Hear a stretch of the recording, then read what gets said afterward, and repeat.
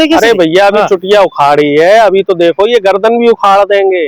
ये लोग तो ऐसे लोग हैं जो दलित पिछड़ों को आगे बढ़ते हुए नहीं देखना चाहते कि आप लोग जिस हिंदू राष्ट्र की और जिस सनातन की और जिस धर्म के लिए ध्वज उठा रहे हो, पताका उठा रहे हो, झंडा फहरा रहे हो, उस धर्म में दलित की, पिछड़े की और यादवों की कोई जगह नहीं है। क्योंकि सिर्फ चुटिया रखने से आपको हिंदू धर्म से बेदखल कर दिया गया, आपकी चुटिया उखाड़ दी गई। सिर्फ कथा भागवत करने से आपको पूरे गांव में अपमानित किया गया। सिर्फ आपको मूछ रखने से आपका मर्डर कर दिया जाता है। सिर्फ घोड़ी बैठने पर आपके खिलाफ लिंचिंग की घटना हो जाती है। जो रीवा में घटना हुई है उसमें जो ब्राह्मण समाज का व्यक्ति है जिसने यादव समाज के व्यक्ति की चोटी उखाड़ी, उसका साफ तौर पे जो बयान आया है वो बयान ये है कि आज तो तुमने चोटी रखी है, कल को तुम कथा भागवत भी करोगे, परसों तुम हमारी कुर्सी पे बैठोगे, पूजा पाठ करने लग जाओगे, शंकराचार्य बनने लग जाओगे, पुजारी बनने लग जाओगे। और तमाम जो धर्मगुरु है उनके भी आए दिन बयान आते रहते हैं कि जो धर्मगुरु है, पुजारी है, शंकराचार्य है, वो सिर्फ ब्राह्मण ही बन सकता है। देखिए यादवों को एक बात बड़ी क्लियर समझ लेनी चाहिए। मैं फिर कह रहा हूँ, फिर आप लोग मुझे नीला कबूतर और कुछ बोलोगे, बोलते रहो, मुझे कोई फर्क नहीं पड़ता।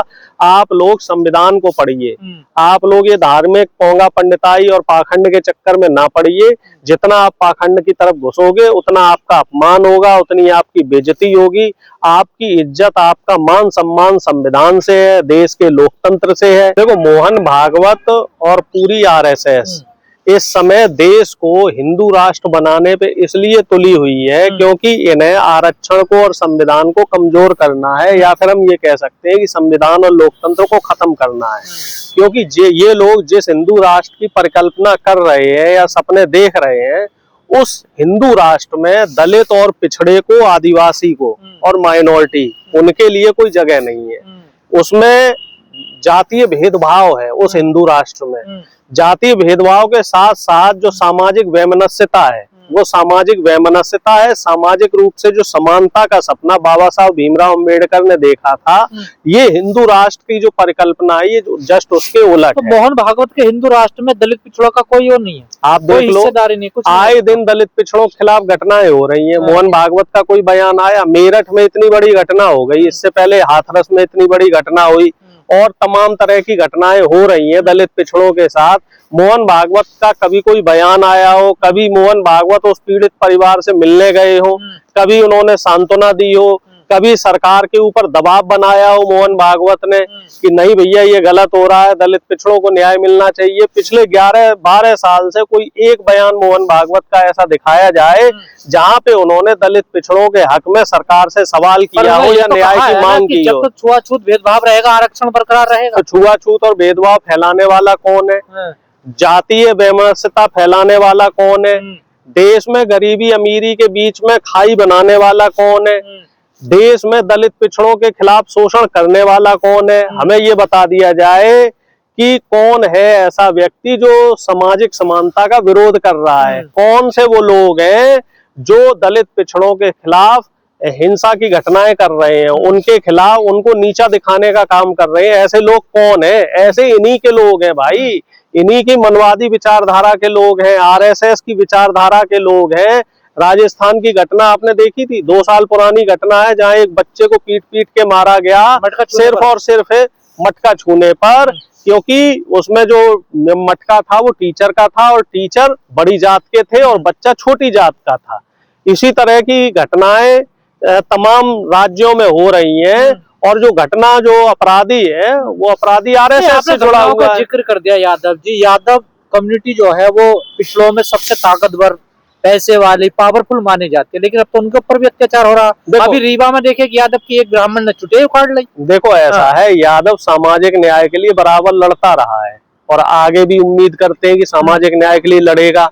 लेकिन जो रीवा की घटना हुई, इससे पहले जो इटावा में घटना हुई थी, इस तरह की जो घटनाएं हो रही हैं, वो समय समय पर एक चीज बिल्कुल साफ तौर पे समाज को दिखा रही है, एक आईना दिखा रही है कि आप लोग जिस हिंदू राष्ट्र की और जिस सनातन की और जिस धर्म के लिए ध्वज उठा रहे हो, पताका उठा रहे हो, झंडा फहरा रहे हो, उस धर्म में दलित की, पिछड़े की और यादवों की कोई जगह नहीं है, क्योंकि सिर्फ चुटिया रखने से आपको हिंदू धर्म से बेदखल कर दिया गया, आपकी चुटिया उखाड़ दी गई।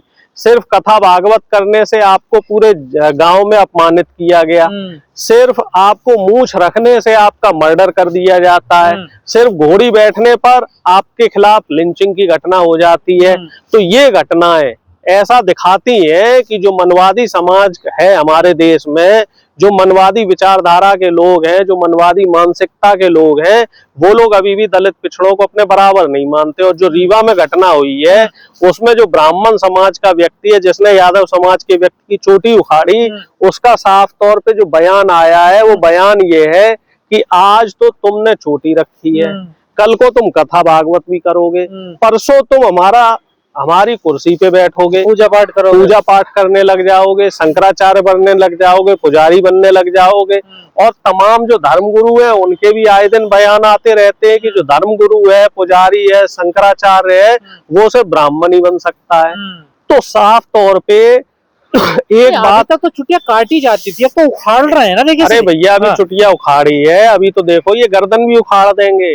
ये लोग तो ऐसे लोग हैं जो दलित पिछड़ों को आगे बढ़ते हुए नहीं देखना चाहते। समाज की तरफ से कोई विरोध प्रतिरोध इसकी तरफ नहीं हुआ है। देखिए जो विरोध होना चाहिए था मध्य प्रदेश में वो विरोध नहीं हुआ। हालांकि उत्तर प्रदेश वाली जो घटना हुई थी उसमें विरोध अच्छे खासे तौर पे हुआ था।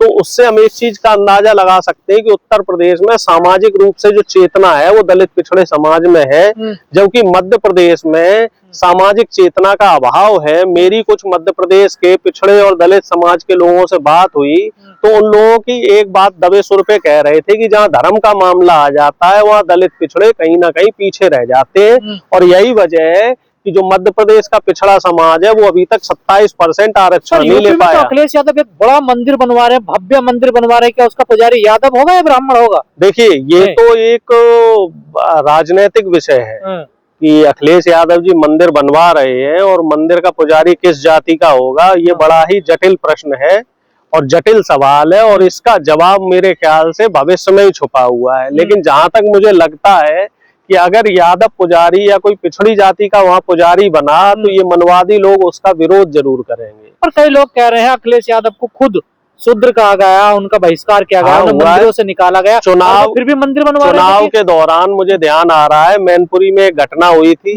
एक घटना कन्नौज में हुई थी जहाँ वो मंदिर दर्शन करने गए थे, बाद में उस मंदिर को गंगाजल से धोया गया।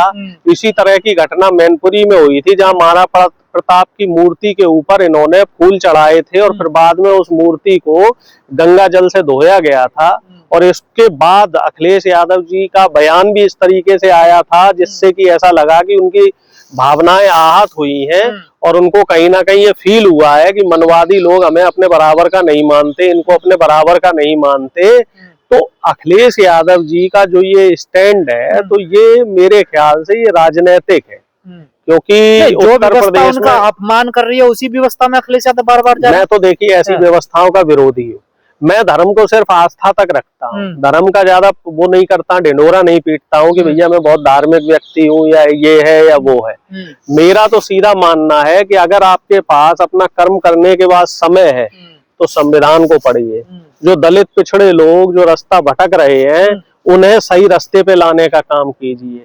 अगर हम लोग एक सामाजिक चेतना को, जो सामाजिक चेतना मान्यवर कांशीराम ने समाज में फैलाई थी, जो सामाजिक चेतना का सपना बाबा साहब भीमराव अंबेडकर देख के गए थे, जिस सामाजिक चेतना के लिए ज्योतिबा फुले, माँ सावित्रीबाई फुले ने इतना विरोध सहा था, अगर उस सामाजिक चेतना को हम आगे अपने दलित और पिछड़े समाज में, शोषित वंचित समाज में फैलाएं तो मुझे ऐसा लग रहा है कि उसका हमें ज्यादा लाभ मिलेगा। अगर मंदिर मस्जिद की तरफ जाएंगे, धार्मिक अनुष्ठानों की तरफ जाएंगे, पूजा पाठ की तरफ जाएंगे, कथा भागवत की तरफ जाएंगे तो कहीं ना कहीं हमें मनवादियों की तरफ से तिरस्कार का सामना करना पड़ेगा, अपमान का सामना करना पड़ेगा और मनवादियों का विरोध झेलना पड़ेगा। क्योंकि आप और अखिलेश यादव में क्या अंतर, आप उनकी पिच में नहीं खेल सकते। बीजेपी में और अखिलेश यादव में कोई नजर आपको अंतर आ रहा है? देखिए बीजेपी धर्म की राजनीति बनवा रही है, ये भी अखिलेश यादव भी मंदिर बनवा रहे हैं। बीजेपी भी धर्म की राजनीति कर रही है और कहीं ना कहीं अखिलेश यादव जी भी धर्म की राजनीति करने की कोशिश कर रहे हैं। जबकि उन्होंने पिछड़ा, दलित और अल्पसंख्यक का जो फॉर्मूला यूपी में लगाया था उस फॉर्मूले के हिसाब से ना लोकसभा में अच्छे परिणाम मिले, तो इनको उसी पिच पे रहना चाहिए। इनको जातीय जनगणना पे सवाल करना चाहिए, इनको आरक्षण पे सवाल करना चाहिए, इनको जितनी संख्या उतनी हिस्सेदारी पे बात करनी चाहिए।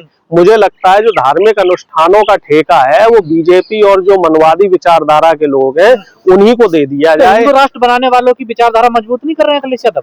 देखिए ऐसा है, बनाने से यही होगा ना। देखिए इस बात पे तो मैं कोई टिप्पणी नहीं करना चाहूंगा, क्योंकि अखिलेश यादव जी बड़े नेता हैं, वो अपने हिसाब से जो करेंगे ठीक करेंगे।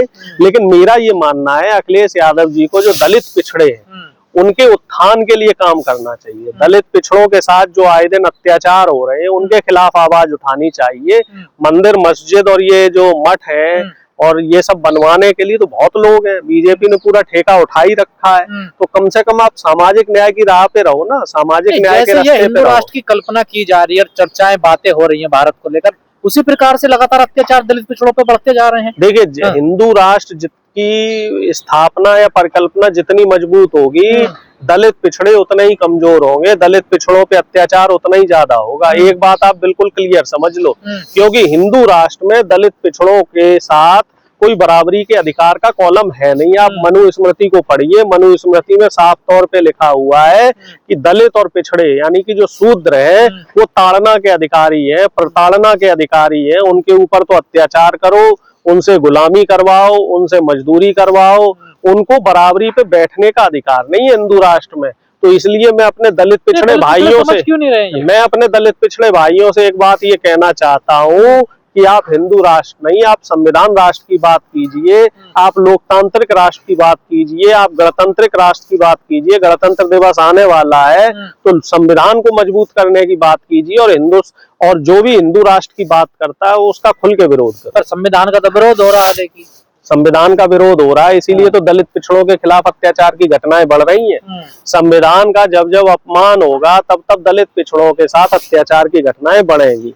हमें संविधान के सम्मान को बनाए रखना है, संविधान को मजबूत रखना है। अपने जो लोकतांत्रिक मूल्य हैं उनको हम जो सारे दलित पिछड़े भाई हैं सबको एकजुट होकर जातियों में न बंटकर, जातियों को भूल कर इसको मजबूत करना है। और जो मोहन भागवत जैसे लोग हैं, अनिरुद्धाचार्य जैसे लोग हैं, बागेश्वर जैसे लोग हैं, जो समाज में धार्मिक कट्टरता के नाम पर जो नफरत फैलाने का काम कर रहे हैं, तो इन लोगों से हमें बच के रहना है। एटावा की घटना और रीवा की घटना से यादवों को क्या सीखना चाहिए? ये भी देखिए यादवों को एक बात बड़ी क्लियर समझ लेनी चाहिए। मैं फिर कह रहा हूँ, फिर आप लोग मुझे नीला कबूतर और कुछ बोलोगे, बोलते रहो, मुझे कोई फर्क नहीं पड़ता। आप लोग संविधान को पढ़िए, आप लोग ये धार्मिक पोंगा पंडिताई और पाखंड के चक्कर में ना पड़िए। जितना आप पाखंड की तरफ घुसोगे उतना आपका अपमान होगा, उतनी आपकी बेइज्जती होगी। आपकी इज्जत, आपका मान सम्मान संविधान से है, देश के लोकतंत्र से है।